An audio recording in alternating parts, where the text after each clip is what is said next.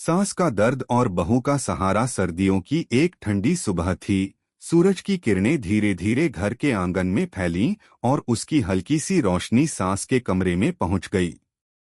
कमरे में एक गहरी चुप्प थी, लेकिन यह चुप्प भी अपने भीतर कुछ कह रही थी।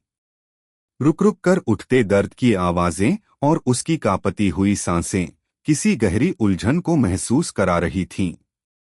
सास यानी सुनीता देवी बिस्तर पर लेटी हुई थीं।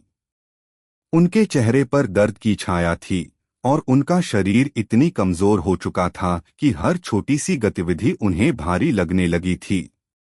अगर आप अपनी माँ से प्यार करते हो और उनको हमेशा खुश देखना चाहते हो तो चैनल को सब्सक्राइब करो, लाइक करो, जय माता दी कमेंट करो। बहुत ही जल्द आपको खुशखबरी मिलेगी। प्लीज वीडियो को लास्ट तक जरूर देखें।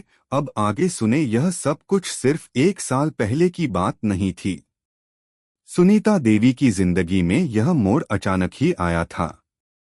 वह पहले एक मजबूत महिला थीं, जो खुद के बलबूते पर घर के सभी कार्यों को संभालती थीं। लेकिन अब उम्र का असर, शरीर में दर्द और अनगिनत बीमारियों ने उनका जीवन बहुत कठिन बना दिया था। सुनीता देवी का यह दर्द उनकी बेटी यानी बहू प्रियंका के लिए एक नया अनुभव था। प्रियंका एक शांत, समझदार और ममता से भरी हुई महिला थी। उसकी अपनी जिंदगी थी, जिसमें वह अपने परिवार और बच्चों के साथ व्यस्त रहती थी। लेकिन जब से उसने इस घर में कदम रखा था, वह इस परिवार की एक अहम सदस्य बन चुकी थी। प्रियंका को हमेशा से सुनीता देवी की कड़ी मेहनत और त्याग के बारे में सुनाया गया था। वह जानती थी कि उसकी सास ने हमेशा इस घर और परिवार के लिए बहुत कुछ किया है। लेकिन प्रियंका के लिए यह भी सच था कि उसकी सास का स्वभाव काफी कड़ा था और कभी-कभी उनकी स्थिति ऐसी होती थी जब प्रियंका को खुद को साबित करने में दिक्कत होती थी। प्रियंका ने धीरे धीरे यह समझना शुरू किया था कि सुनीता देवी का कड़वा स्वभाव और उनका गुस्सा दरअसल उनका दर्द था, जिसे वे अपने अंदर दबाए बैठी थीं। उनका जीवन संघर्षों से भरा था और उनकी आंखों में हमेशा एक गहरी चिंता थी। प्रियंका चाहती थी कि वह अपनी सास का सहारा बने, लेकिन कभी न कभी सुनीता देवी की क्रोध और नाराजगी के कारण वह भी आहत हो जाती थी। प्रियंका जानती थी कि उसे अपने सास के दर्द को समझने और उसे सहारा देने की जरूरत है, लेकिन हर कदम पर वह यह सोचती थी कि क्या वह सही कर रही है। क्या वह अपनी सास के करीब आ पाएगी? लेकिन धीरे धीरे प्रियंका ने अपनी सास के साथ संवाद शुरू किया। वह जानती थी कि यह आसान नहीं होगा, लेकिन अगर उसने पहल की तो शायद सुनीता देवी के दिल में थोड़ी जगह बन सकेगी।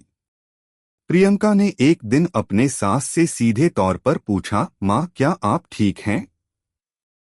क्या आपको दर्द हो रहा है?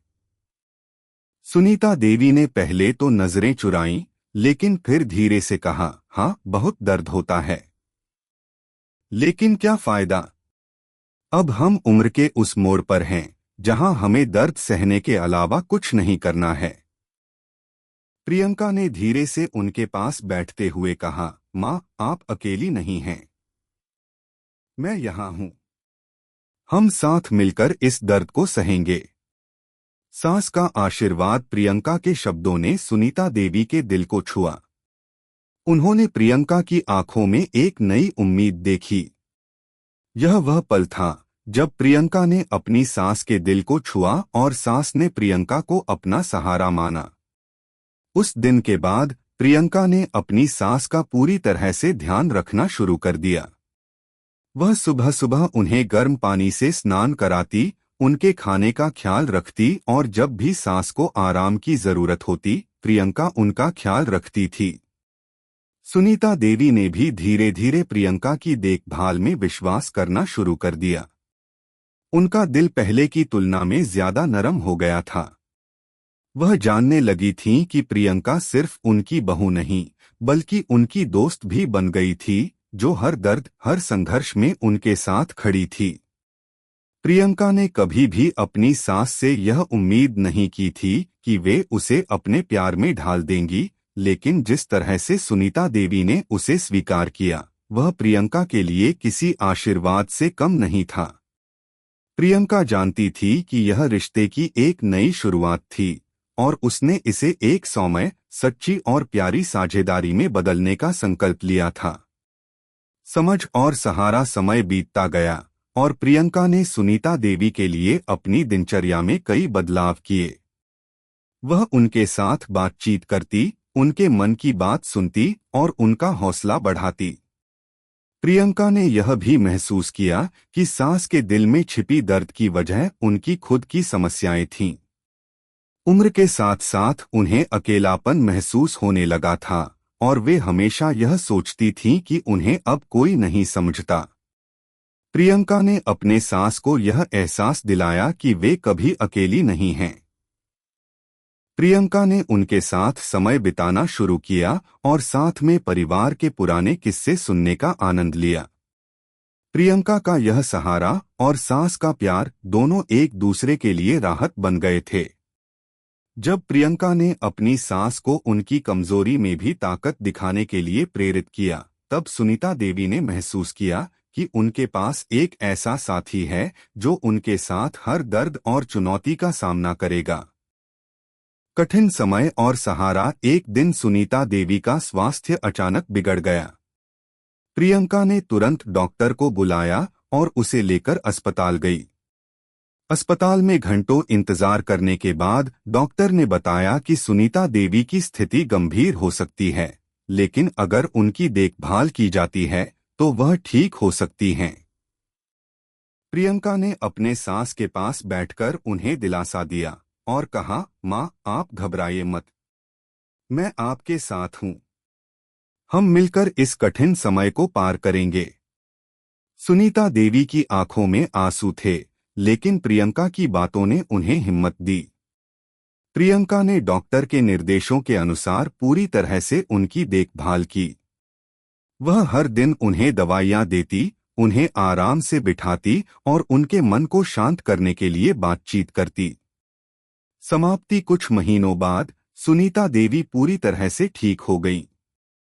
उनकी सेहत पहले जैसी नहीं थी, लेकिन प्रियंका का साथ और प्यार उनके लिए संजीवनी बन गया था। अब वह जानने लगी थीं कि किसी का सहारा कितना महत्वपूर्ण होता है। प्रियंका ने अपने सास को हर कदम पर यह महसूस कराया था कि उन्हें अकेले नहीं छोड़ा जाएगा। उनका दर्द अब एक साझा अनुभव बन चुका था और दोनों एक दूसरे के लिए एक मजबूत सहारा बन चुके थे। अब सुनीता देवी को यह समझ में आ चुका था कि बहू सिर्फ घर की सदस्य नहीं होती, बल्कि वह एक दोस्त, एक साथी और एक सच्चे परिवार का हिस्सा होती है। यह कहानी एक रिश्ते की ताकत को दर्शाती है, जिसमें एक बहू ने अपनी सास का सहारा बनकर उसे दर्द और कठिनाई से उबारने की कोशिश की। यह एक प्रेरणा है कि सास और बहू का रिश्ता सिर्फ एक जिम्मेदारी नहीं, बल्कि आपसी समझ, सहारा और प्यार का प्रतीक हो सकता है। कैसी लगी आपको कहानी? प्लीज कमेंट करो, लाइक करो, सब्सक्राइब करो। धन्यवाद।